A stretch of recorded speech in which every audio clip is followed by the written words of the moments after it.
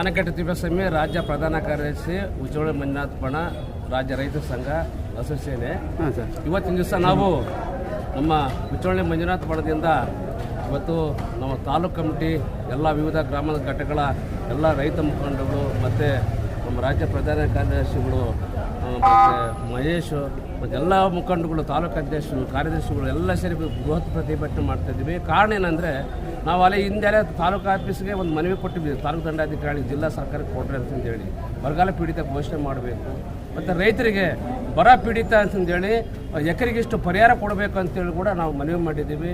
ಅದು ಮನವಿನ ಈಗ ಮಾನ್ಯ ತಾಲೂಕು ದಂಡಾಧಿಕಾರಿಗೆ ಮನವಿ ಕೊಟ್ಟಿದ್ದೀವಿ. ಅವರು ನಾಳೆ DC ಅವರು ಮಾತುಕತೆ ಕರೆದಿದ್ದಾರೆ ಅಂತ ಹೇಳಿದ್ದಾರೆ. ನಾಳೆ 3 ದಿವಸ ಟೈಮ್ ಕೊಡ್ತಾ ಇದ್ದೀವಿ. 3 ದಿವಸ ಒಳಗೆ ಸರ್ಕಾರ ಬರ ಪೀಡಿತ ಅಂತ ಘೋಷಣೆ ಮಾಡಲಿಲ್ಲ ಅಂದರೆ ನಾವು ಉಗ್ರವಾದ ಪ್ರತಿಭಟನೆ ಮಾಡಿ ತಾಲೂಕು ಆಫೀಸ್ಗೆ ಮುತ್ತಿಗೆ ಹಾಕಿ ಬೀಗ ಹಾಕೋ ಪ್ರತಿಭಟನೆ ಮಾಡ್ತಿದ್ದೀವಿ ಅಂತ ಈ ಒಂದು ಸರ್ಕಾರಕ್ಕೆ ಈ ಮೂಲಕ ಮನವಿ ಮಾಡ್ತೀವಿ. Thank you sir.